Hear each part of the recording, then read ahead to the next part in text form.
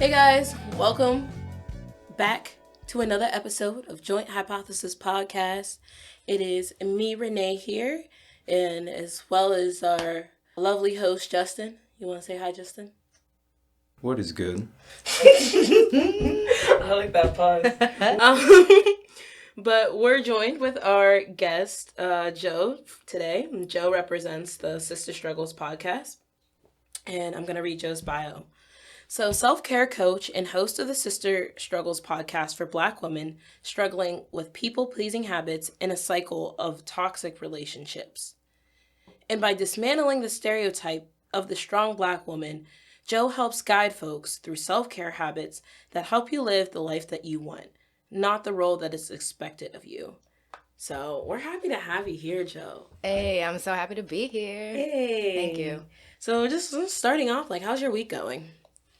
It's going pretty well. I gotten a chance to relax and get my self-care, but yeah, my week was pretty tiring. I'm not even gonna lie. So that's why I make it a point to actually make Saturdays days where I just relax. I don't plan too many things. You know, today is work, but at the same time, this is play. You know, we're chilling in here. But yeah, it's been going pretty well. How about you? How are things? Mine's going well. I feel you on that real tough balance of work and play or work and play at the same time, because it's yeah, I love having both Saturday and Sunday to take care of myself. Yes. I want to just sit there, go to the farmer's market, eat my fruit, mind my business, take myself to brunch, read a book, sit in the grass, play soccer, do yoga. I'm really out here living, my best life, unbothered. But, sometimes you just gotta get shit done, and Justin could fly in this weekend. So I'm happy he's here, and I'm also grateful that all of you guys were available the same weekend. So Yes, I'm so glad it worked out. yeah, bet. So can you just talk about why you developed the Sister Struggles platform, and I guess just what does it mean to you? Ooh, man. So it really all came from the fact that I had hit many personal rock bottoms. I was working in a job that the environment was just really toxic, and I was just suffocating under feeling like I just had to excel all the time. And I was also in a toxic relationship where I felt super misunderstood, but also was really feeding into my people-pleasing habits too. And I also didn't uncover that until I hit my rock bottom. So I started having back pain, and I started just getting sick all the time. Plus fighting and having problems with my friendships and relationships. And I just really had to start taking a stock, because I realized I was hella unhappy. And my voice is already quivering. I'm ready to cry. I'm a big crier, so if I cry on this podcast, that's normal. But you wouldn't be the first. Yeah. No, it was just all really heavy shit, and I was just so tired. And I was 25.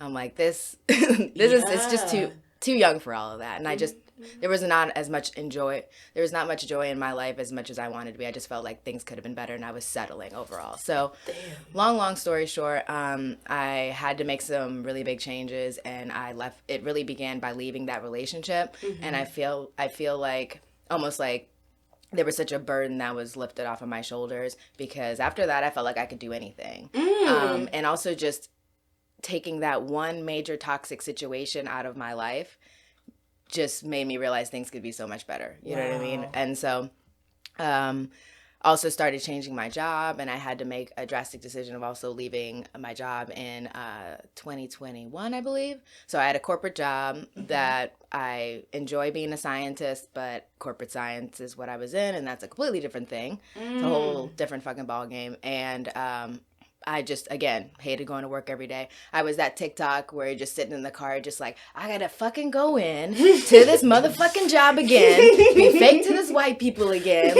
every day. And I couldn't do it anymore. I couldn't do it anymore. I'd sit in the driveway and just be or in the parking lot and just be I could just drive off. I could just drive off anywhere. So those are funny thoughts, but they're also scary thoughts. Yeah. And so I just made a decision to quit that job, and actually had a lot of help from my mom, who made me realize that she would help support me, and she'd be there for me, which I'm so incredibly grateful, because I was just like, what am I going to do? I don't want to be homeless. You know, I don't want to be one of those people that just like, oh yeah, I'm going to quit and then I have no backup plan. That's not me. Right. That's never been me. Black women really can't afford to not have backup plans. Like, we don't work like that. 100%. 100%. Like, I knew my credit score at 16. Like, I was prepared. Sheesh. I was preparing for Black life. Women in STEM, folks. Yes, Black women. We were talking about that earlier. Like, just prepared out the womb, and like that's partly my mother and the nurture, but that is partly nature and history, and just feeling like as a Black woman, like you just got to do it all yourself, got to hold it all up your own. You can't tell anybody that you're struggling or need help, because everybody's coming to you for help. So it's a lot, and that's something I know we'll get to further on in this episode. But yeah, so I started really writing, and it really started with me blogging and just getting like my emotions out about my experiences of being Black in the workplace, being a Black woman in the workplace, microaggressions, all that shit. Just feeling like I didn't have people to talk to about that, specifically because I wasn't working with a lot of coworkers that were Black women that I was close to, and I don't have a lot of Black women in my family that have those particular circumstances. I'm also from Kenya, so most of them are in Kenya, and they have different experiences. I'm not super close to them. I'm also an only child. Oh, wow. I really am not surrounded by that many Black women, and that's kind of my secret shame too, because like I've had to pick up all that shit on my own from other people, you know, and it's part of the experience. So I started writing, and then I realized that I could start when people would come to me and ask for advice, and just realized even in my daily life, my friends were coming to me for advice, that I could start, I guess, advising other people and coaching, and, you know, birth the Instagram and the website, and that's really where it came from. Nice. Wow. Yeah. So at this point,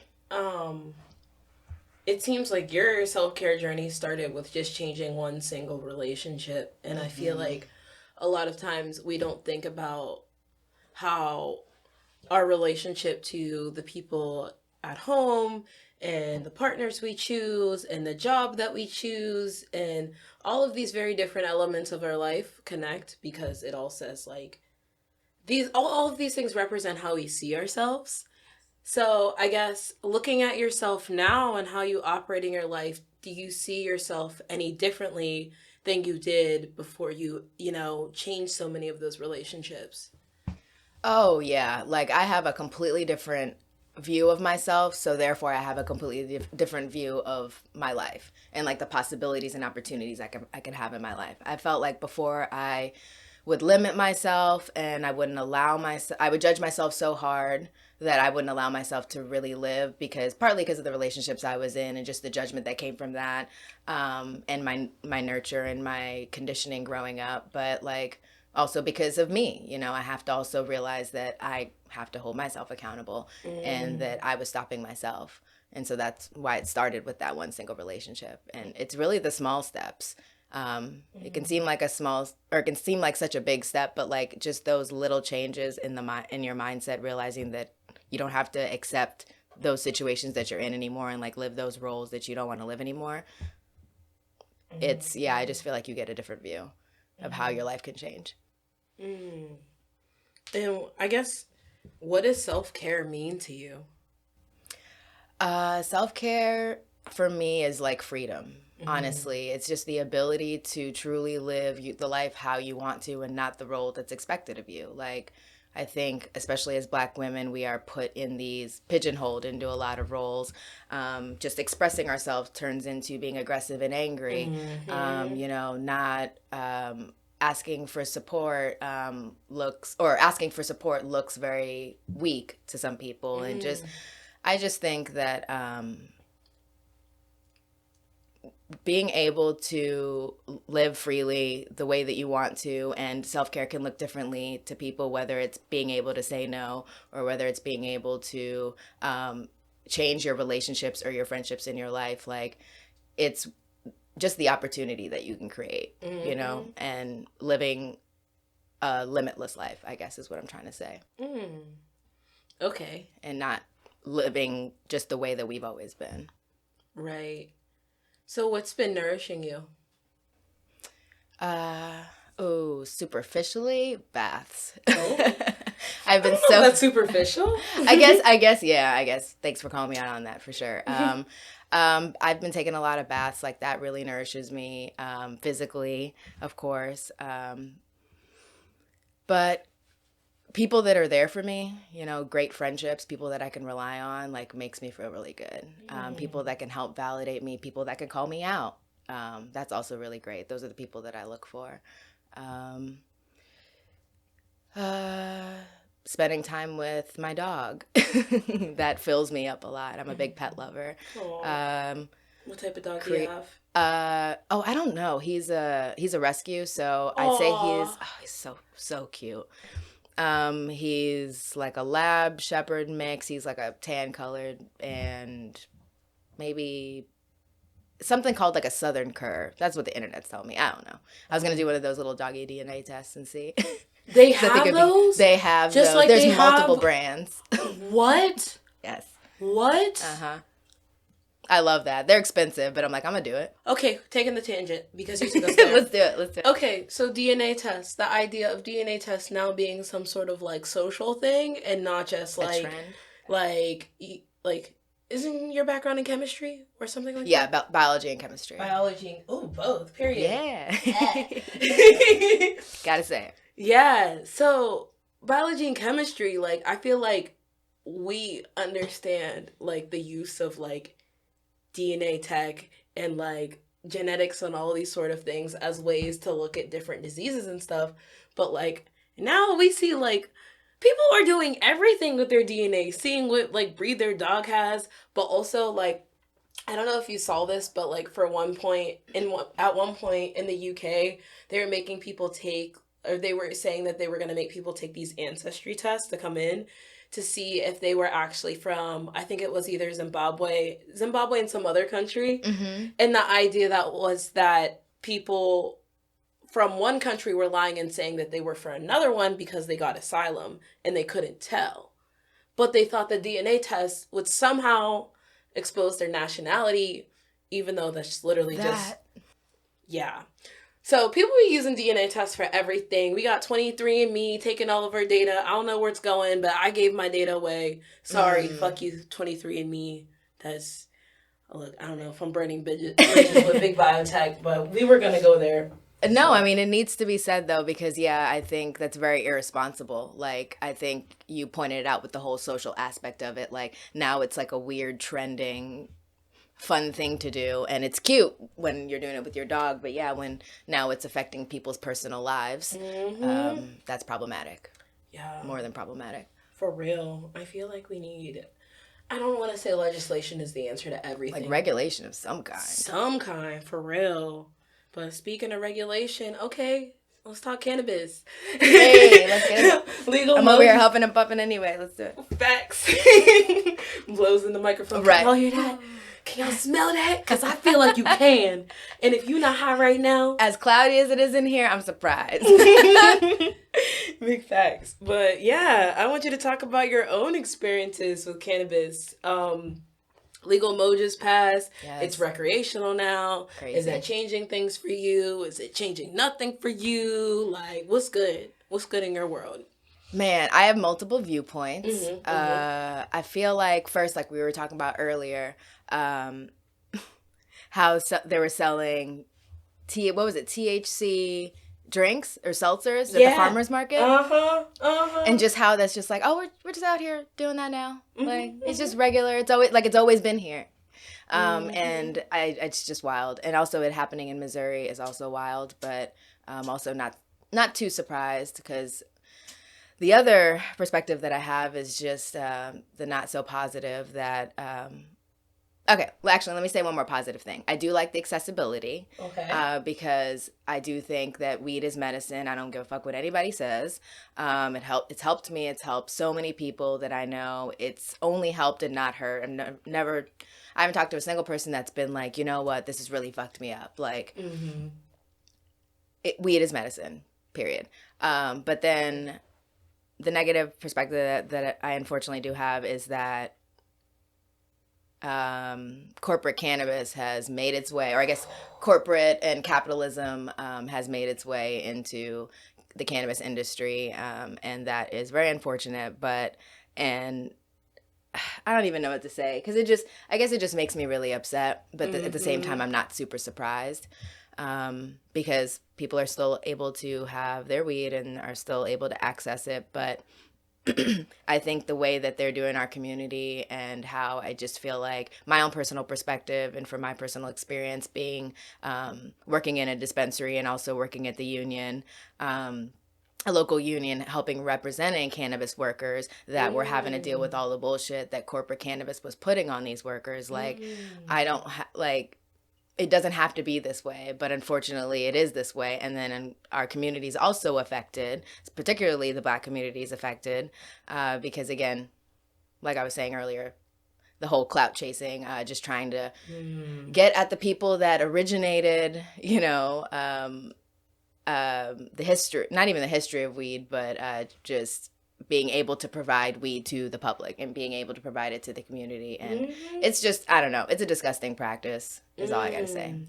Okay. I have lots to say about it, obviously. Yeah, and I'm trying to hear lots. First off, you talked about being a dispensary worker and a worker for a union that organized for cannabis workers. So could you talk a little about that? Like, what even made you want to work in a dispensary? Because you just said you were a scientist at Bayer. So you've got many lives. Pretty interesting intersection. Like, I need to hear it. Like, yeah. So what I'd said earlier, I had worked at Bayer as a scientist, and then I quit my job and ended up, kind of just working some regular jobs, and then decided, you know what, I'm going to get into cannabis. Ended up working at Route 66. You keep that in if you want. I don't care. I'll put them on blast. I do not care. So that was the first job you picked when you were like, I can't do this the first anymore. and only. Yeah, wow. Pretty well. Cool. Right, because I was like, oh, okay, well, I believe in the importance of, cannabis and how it needs to be accessible to the public because it is medication, and it's therapeutic. And so I was like, okay, well, let me help educate the public. And especially since it was near where I lived and it was within the Black community, I was like, oh, okay, let me help educate my people as well. So then unfortunately there were, long story short, a lot of issues with just workers' rights being violated, us not being taken seriously, and we decided to go organize and try to see if we could unionize so that we could have a say in like our pay, because some of our workers were getting hired at different rates. Some people weren't being paid properly. We were being pushed to work with longer hours, whenever there was, unfortunately, they're so lucky I wasn't there that day, but something happened with the toilet and there was just some issues with safety, and they were told to like either like shit in like the backed up bathroom or toilet, or like that's it, or just leave. And it's like you can't you have to actually take situations seriously. Wow. And we also had issues with security, and not only with the customers that would come in, but also the people that were employed as our third party security. I personally had literally like sexual comments made to me. Oh no. Reported it, nothing was done. No. My friend, like I said something, but my friend M, who ended up being the ones actually helping unionize, and they were the ones that originally made the phone call to the head organizer and got the ball rolling. Basically like went off on him as necessary, and he was still working there, continued working there. Wow. And so anyway, those are just like small examples, but we decided to unionize and 100%, vote. So I'm still very proud of that. Wow. But yeah, I know it's like unprecedented, especially in Missouri, and it's like everything about it is new. Wow. So how many people were involved in that? You're testing me. I'd say about like maybe like 9, maybe like 8 or 9 people. Mm-hmm. Yeah. I'd say. They were all from different dispensaries, or mostly yours? Or? It was just there's 3 locations at Route 66, but it was just the South Grand. That's just all legal bullshit. Okay. Because we couldn't get all 3, unfortunately. Wow. But No, like everyone So was we're in on the the papers same and all that page. shit. Like, Mm-hmm. that's like, Yeah. don't nobody get people together like black women for real because solidarity for real. That's so like dope. And also it really did help though. I do want to say this. It really did help that we still talk about it to this day because we're all still friends. Like, well, some of us, there's a couple people as always, but but like for the most part, the core group, like we were so close from the beginning and we already were talking to each other. So you know how like everybody kind of hides their pay. Nobody really talks about what they get paid anymore. We were very open about it because we're already friends. So yeah, it was a really dope group. It was awesome. That is really dope. Mm-hmm. Oh my goodness. And that unified us even more, just going through all that shit too. Mm-hmm. So does the group still exist? Well, as a friend group, yeah.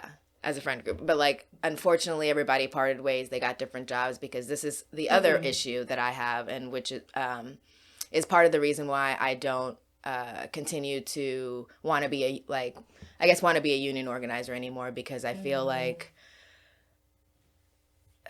unfortunately workers are still fighting, and there is no, yes, we won 100% of the vote, but like they're still in contract right now, and unfortunately the corporate companies are pushing it off and procrastinating. So they'll meet and talk, but they'll do like one page of the contract. And so it's been, I don't even know now, like 2 years, and there's no, there's nothing that's come out of it yet. So they successfully waited out the union. And that's like a tactic I learned overall. So, because I was new to the union, the whole idea of unions, I didn't even really know what it was to begin with, and then educating myself and then realizing how I could potentially help workers. But working for the union I was with, unfortunately, they were really big on telling you a lot of the things you want to hear, you know, like pumping you up and being like, oh yeah, you know, we could really get this but it doesn't really pan out. And that's where I was like, this is what I want to do. Like, I want to be an activist, especially in the weed community. Like, these are all the things I care about and that I'm passionate about, but not like this. Especially, and I'll say this, last thing about it, I, especially as a Black woman, felt like, especially as one of the few Black women there, felt like I was being used as a resource and not an asset. Like, I was there for that little time, only to target certain communities. And do certain things. Yeah. Because, you know, they'll listen to me. Right? See, this is why I feel like people have really misunderstood intersectionality. Like, they're like, oh, we have a Black woman, that's like double points. That counts as Black and woman. And that's not what diversity intersectionality clout means. Diversity clout is not that. Like, we're talking about, like, these issues that are affecting people's pay. Like, this is a whole thing of class. Like, y'all are being exploited. But at the same time, there's racism going on. This dispensary is fucking up Black neighborhoods, fucking up Black people, and it's fucking up Black women. Like, there are multiple systems of oppression that we actually have to tackle when we, like, fucking do this work. Or it's not going to work. Like, it's not going to work. Which is a lot more difficult than just saying, you know what? How affected are you by oppression? Like, that's totally different. So I just feel like what you said really just helped me draw that distinction, because people be getting on my nerves when they be like, yeah, diversity, intersectionality, like, no, all these words are getting conflated and no. I feel you. I feel like I've always been the type of person that's always like, prove it. You know what I mean? Because it's always like, come Juneteenth, you know, come Black History Month. We've seen it. We've seen how they come out and just embarrass themselves, but embarrass us as well. It's just like, stop. I'd rather you not even try. For real. You're unseasoned beans. Like, man, just give us pizza. Forget that. Remember Walmart's the ice cream? They had like the Juneteenth ice cream. Not the Juneteenth ice cream. The napkins that said something like, oh my God, I wish I could remember it. It was something like, oh, I remember it. It said, it's the freedom for me. The napkins. Like to have like a little Black History party. Oh. It's very unfortunate. That's what happens when your team goes on Twitter, reads something a black person wrote, and doesn't understand the cultural context of, like, who should say it, when it should be said, and why it's important. That's how you know a black person didn't write it. Literally. If I can tell from just the words. Yeah. Or occasionally they had a black person who did write it, but spends very little time around black people, so clearly. Yes. Not a little. Yeah. Anyway. Yep. I already know. Yes. Adopted certain terms and it doesn't sound right. Yes. For real. Mm-hmm. For real. Mm-hmm. Yeah. So I guess to, like, kind of get back to, like, your experiences with cannabis and, like you did both organizing, but you are also, like, doing, like, stuff in the dispensary. So did you see any connection between, did you see any, like, advantage of, like, the work you did as a, like, scientist in, like, the dispensary? Like, was there anything that was like, you know what, I can apply this skill, this makes sense? Like, do you think researchers are needed, or do you think dispensaries operate in a way that's kind of more like they're businesses and they do what they do and the science isn't actually that important?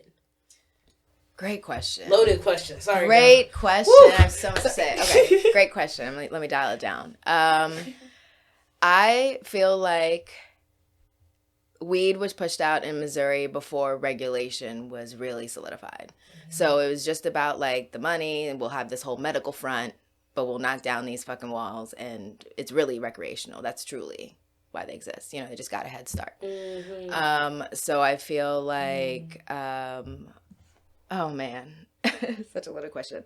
But I also do want to say, though, kind of answering your question too, I do feel like the skills that I had in research and just being, I guess, very few black women, like, in my industry, did really help me deal with adversity and just being like, oh, I'm the only one? Cool. Like, I've done this before, you know? So I'll fight this good fight because I've done this before. Right. And it's in my experience and I know I can do it. Right. It's not always the most fun thing, but I also just knew the importance of it. And I knew that, you know, outside of the research element of it, that, like, cannabis in communities had to be approached differently. But coming back to your question about, I don't really think that I'll say this too. There is some credit that there are some cannabis brands out there in Missouri particularly that have, you know, like, all of the percentages and the terpenes, and they have the COA, so the certificate of analysis that has all of we've done all of the microbial testing and this is safe to consume. And that's great. But I think that regulation is not completely there because profit is number one still. So they'll push out something before, you know, things are, and again, my opinion, you know, don't come for me, people, but your experience. I mean, I'm just what I've seen. I'm like, I don't know. 'Cause I'm also hearing things from people that do smoke, like, you know, specifically dispensary weed, that they're like, you know, I don't know if I'm getting too high or this makes me feel weird or I don't know. 'Cause, you know, and it's just talk about, like, what's really being put in it or how it's really being, cleaned and prepared in, you know, warehouses, and the way trimmers, not necessarily trimmers because those are the workers, but the way the company, their procedures and their protocols of the way that they, you know, put their weed out. And, you know, a lot of these companies, as you can see, like, or maybe you don't know, but there are companies that have many other companies under their umbrella, and they operate independently, but so you think they're different companies, but the money's all going in the same bag. But just my opinion. Just my opinion from what I've seen. But this means, I feel like, does this mean for the workers that, like, when unions want to get different changes, like, for example, working toilets and things like that, yes, like, you have so much, like, these companies have so many more resources than you guys, because not only do they have the profit of themselves, but it's like, oh, they're working together. Like, right. These corporations, it's a mountain together. Yeah. And it's like, and it can make you feel helpless. Like, I know it made me feel helpless in a lot of ways, and that's part of, like, the the profile that I have, like the Instagram profile that I started to try to help workers, like just, have some sort of comic relief and also just sort of educate, like we got to do something, even if it's just like a little bit of activism, a little bit of wokeness, like just being educated about things and seeing them differently and not eating up what corporate cannabis says to them, like something. And I believe in the power of that. Period. And it's also like, even thinking about numbers, like you worked at a dispensary until 2021, and that was when Missouri had just went medical, right?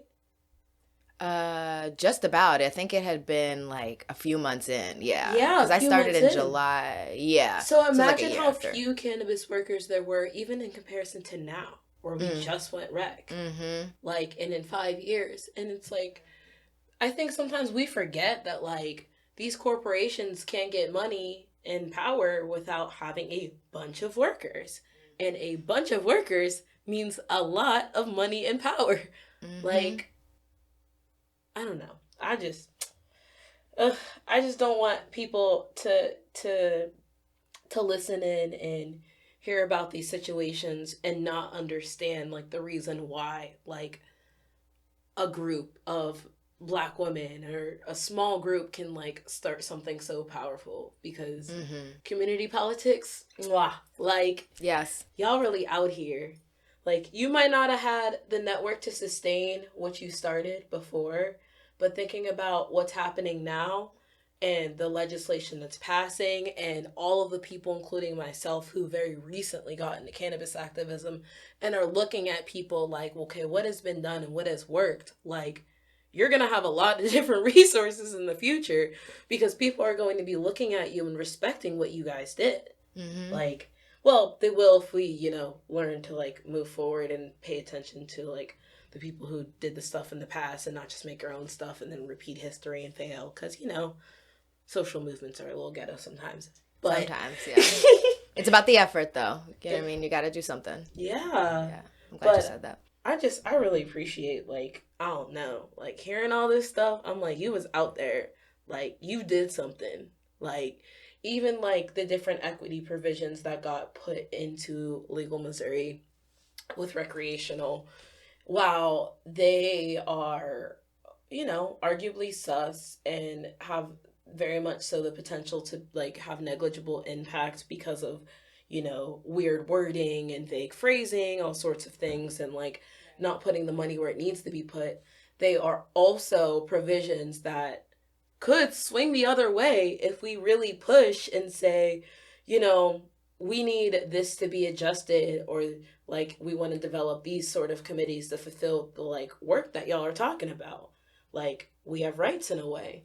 So I just think that there's different opportunities that I want to really start thinking about in terms of, like, what I could do personally as a writer, and, like, what I can do as someone who, like, sometimes, like, volunteer bud tends and, like, goes to, like, these different events, because I keep meeting y'all and, like, all these different people who work in cannabis and hearing y'all stories, and I'm like, yo, like, some shit finna shake. Mm-hmm. Like, shit's already shaking. Like, things are different now. There's an undercurrent for sure. Yeah. Like, we haven't even talked about how there was a very recent law in the last, like, year or so passed in St. Louis about marijuana in, like, possession, right?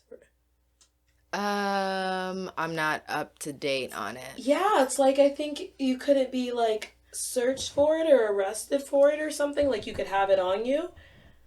No, I'm not. Like I said, I'm not up to date. But I hope. I mean, that's great though. Yeah, we gonna have to check that one too, y'all. Yeah, I was like, let me check. No, for sure. Though. That's amazing. Hey y'all, quick editor's note. So this is in fact true. There was a bill passed in the city of St. Louis back in December 2022 that listed a few different marijuana policy reforms. And one of those is that officers can no longer use the smell or sight of marijuana as grounds to initiate an interaction. So yeah, good stuff. Like I mentioned, there's a bit more to that bill, so there's more info on that in the show notes. Thanks for listening. There are different aspects of law that are coming about and have the potential to impact people. And I don't want us to get too caught up in, like, just saying weed is legal or like saying people are out of jail if they're really not out of jail. Because they ain't. Yeah. Because they ain't. Mm-hmm. Because you let go. They actually have to carry out their sentence first before. Yeah. People think that the gates are just going to fly open, or what am I trying to say? Yeah. Lord, I'm too high, y'all. But yeah, it's they think something different. They think something different. Thanks. I have good weed. Yes, fabulous weed. Add a little bit of flowers in it. I put rose in this one. Oh yeah. So it's like it's a happy weed, and it's a happier weed. Oh yeah, no, it's a social weed for sure. Yeah. So I'm trying to comb through my thoughts because they're just. Yeah. Your thoughts are going great. You're like a great vibe right now. Aw, thank you. Also, you guys can't see, but Jo has this really cute jacket on. Ooh. It's like one of them Sherpa ones, but then it's giving like not exactly animal print, but I'm getting like I feel like it's kind of like I don't want to say Aztec-y vibe. I know, I was like, I can't say you know tribal, what I'm trying to say, though. I'm not trying to fuck up my people. Yeah, but that's like, what I was like, what do I say? Yeah. Like, I know, that's and exactly what the drew me to it. And stuff. Yeah. If y'all could just like envision that. Shapes. Yeah, shapes. It's some good shapes. That's some good shapes and lines and shit. It's nice. It's a bad y'all. Thank you. Yeah. But no, this stuff happening in cannabis is like it's just changing all the time, man. Mm-hmm. That's what I was saying. I was like, I got to be honest, I'm not up to date because my self-care was after, all the union shit, fighting that. We also had a lawsuit because we were fired, like then trying to find a different job, then working at the union and having to deal with bullshit there. Like I had such a fucking year. I was like, I had to take time off of that page too. And I mean, I'm not gonna lie, I do feel guilty because there are a lot of people that were coming to me for answers, but I was like, I'm burnt out. I don't have it, y'all. Like I don't have it. I don't. Yeah. And so I had to do that. And now that we're rec and like I want to see, and I'm talking to workers, like I want to see, because workers are my friends, I want to see like what's really going on and just kind of, be an uplifting voice again for them because they deserve it. Facts. We all got it. We all got to lift each other up. Like you were saying, it's the small steps. Big facts. And I'm so proud of you for like taking a step back and taking care of yourself because I know it's hard. Like, I didn't feel proud of myself for a long time. Yeah. I felt like I was letting a lot of people down, but I had to. For real. I had to. For real. Yeah. Like stepping down, it's like, no, like you're doing yourself you would be doing yourself a disservice by staying because then you wouldn't be your best self. Yeah. And then you couldn't be your best self for others and you would be upset that you're not your best self for yourself or others. Mm-hmm. So everybody losing. Mm-hmm. And I'm feeling like forced and obligated and shit. And then it's not fun anymore. For real. That's what I would do a lot with my business with Sister Struggles, like all the time. Just, I got to push aside content calendar. Monday, Wednesday, Friday, this. And it's like, I'm a human being. I'm not a robot. And like, this is my side hustle. And it feels like another job. And I'm fucking killing myself. Yeah. For no reason. So. And it don't got to be like that. It doesn't. For real. Mm-mm. But I like really hope that like you can just get the rest you need. Yeah. Like you like really settle into a period of rest and people just can come to you like me and just ask, what do you need? Or like tell you like this is what's happening out here and here's the update. Like if you want to be left in the loop because it's like you've done so much. You put your work in. Take a break. Take a break. Like you deserve. Let me sit down. Like sit down. So many people tell me that. Like that's how. So many people tell me that too, and it's so weird because it's that conditioning. Like I have that weird mindset of like, well, you haven't done anything, and it's like, but you've done it all. You've done more than you thought that you would do. Facts. In a short amount of years. In a short amount of time. So real. Yeah. Thank you for that. Of course. So when you need help from other people, what are the ways you like to get help? Do you like to be cooked for? Like, should we be making Jo a plate? Like, oh, great question. I think, what is it? Acts of service. So like, if you could pick something up for me or like my mom is really good with that. I love her to death. Like she'd be like, oh, I sent you this or, I'll pay for this or, like right now she's paying for, it's partly a birthday gift, but it's something she knows that I've wanted, but like, some acupuncture because I'm in a lot of pain all the time. So she's like, oh, I'm gonna pay for you to try to get some acupuncture done. And I'm like, yeah, thank you. Like people, I love not necessarily gifts, but things that are targeted to things that I've told people. I guess I want to say like that shows me that people are listening and they know that this is what I need. They know me well. That's what I'm trying to say. So yeah, I really So I think that's like my favorite love language too. I love quality time too, but I'm also like I'm a Pisces and an Aries, so I get burnt out and shot out by feelings and environments and stuff really quickly. So I got to be alone all the time. So, but when I get my quality time, I love it. But then like after this, I'm probably gonna go fucking just chill for a while and then do my own shit. So, yeah, that's a vibe. That's a vibe. Okay, you gotta know yourself. It takes some work. I be forgetting, like, yes. Dang, girl, you still here? Yeah. Yeah, so you gotta tell yourself to stop. Stop. Just stop. Like, whatever you're doing, stop. When I listen to this episode in the future and we do editing, stop, Renee. Like, this is such a good example. That's my I was gonna be like, oh yeah, and try to like, talk you through it, but I'm like, no, that's the same problem I have. Same problem I have. Like, yeah. Take a break. Ugh, you just want to get it done. But yeah. Oh, just wanting to get it done. That's a vibe. Yeah. But I feel like we're getting to the point where we can get into our like rapid fire questions if you don't mind. Ooh, let's do it. All right. So I guess first of all, do you have a favorite strain? I really like any strain with an OG to it. Just like a really deep indica that I can like sink into the couch with. So let me think. In the couch. Yes. I'm so bad at recalling shit. I like a grape strain. Those are some of my favorites. Ooh. Yeah. So like like a dank strain of some kind. Yeah. All right. And then what do you watch or listen to when you're elevated? Oh Lord. Gonna get into my private shit. Okay. No, it's things that make me feel silly. So I love sitcoms. So I'll just be watching like. I restarted Kenan and Kel. Man, it hits so different. Ooh. It's so much. Yeah. I forgot how talented those two were. Kenan, anyway, so good. But I just started watching that. But like, I'll watch like King of Queens.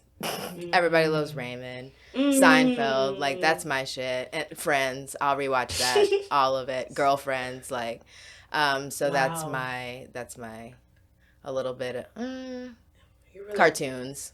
Early 2000s. Yeah. I don't know why. Yeah. That's a good point. I haven't thought about that. Cartoons. What cartoons? Rocko's Modern Life. Hey Arnold is one of my favorites. Hey Arnold's weird as an adult, though. Really? It's so weird. Really? I can't believe I was watching that as a kid. Yeah. Same thing with like some elements of Rugrats. You ever seen like those YouTube spiels? I don't know. I get into these deep dives where they just have all of these side by sides of things kids, shouldn't have been hearing, but like something grandpa said, something that, and I'm like, I didn't know that when I was 9. Facts. I mean, even SpongeBob was like that for real. SpongeBob. And that was supposed to be the peak. Oh my God. Still a vibe. Kids who grew up on SpongeBob.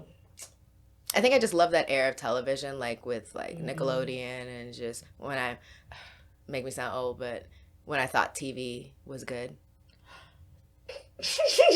I don't know. No good TV anymore. Right. When I'm like, that was good TV for kids, Have you seen Abbott Elementary? Yes. Okay. Yes, that's a great show. That is a great show.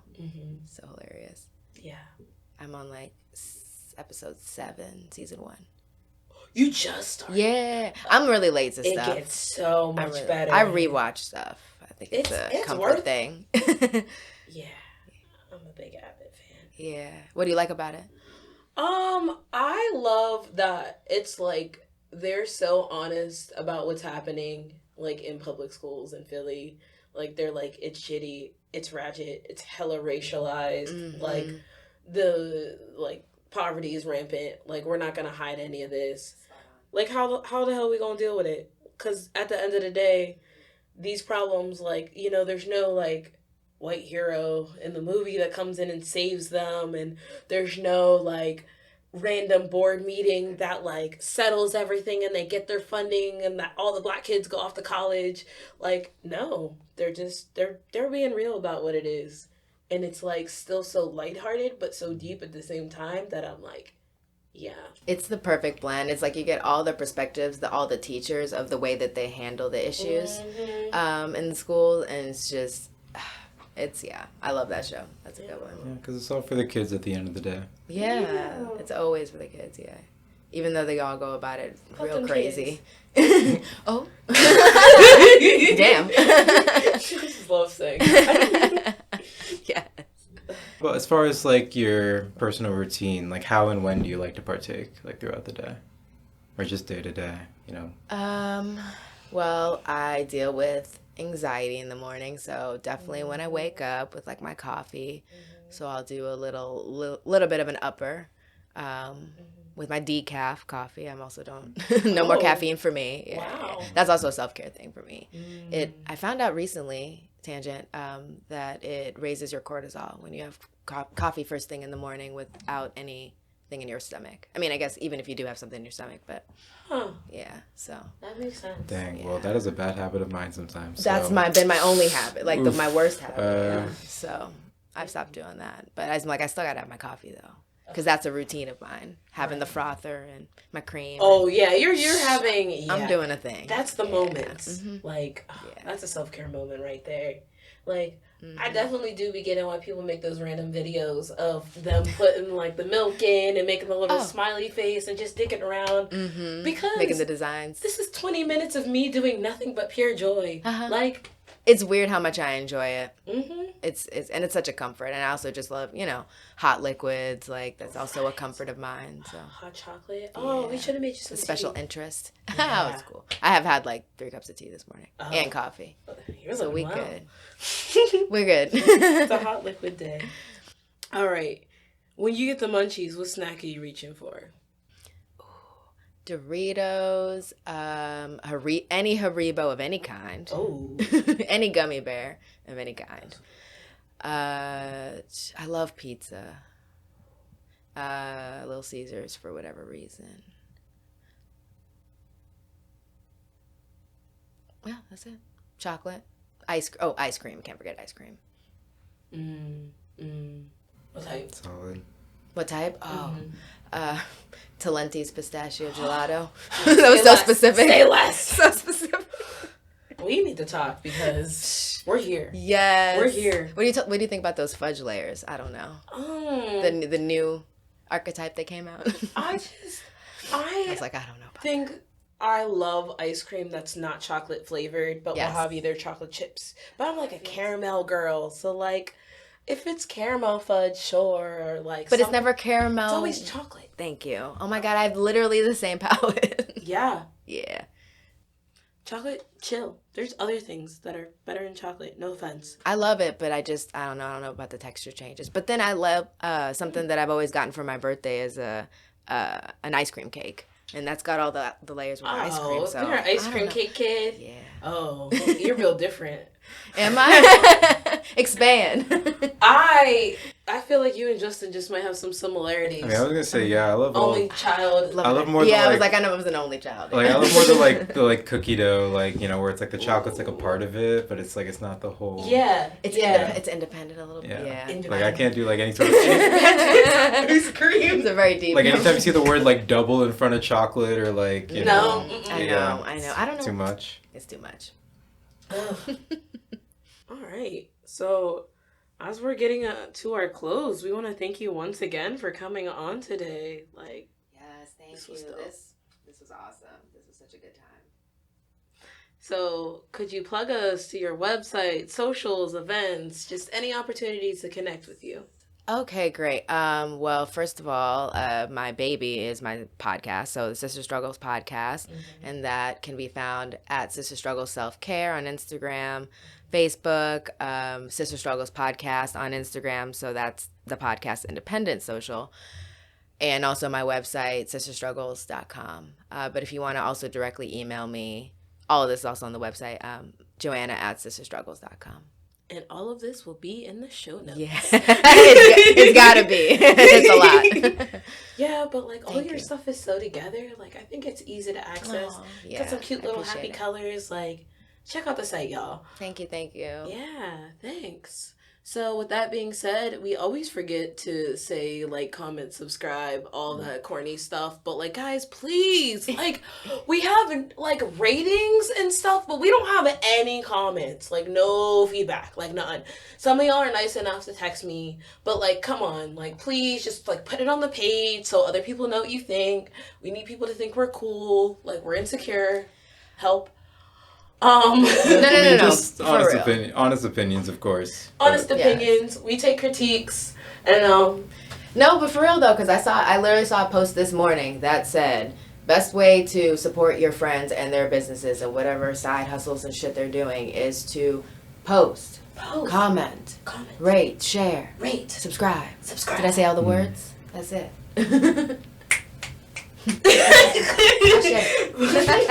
Yeah, poetry snaps to that. Damn. Well, and that's a universal sign. And we're out.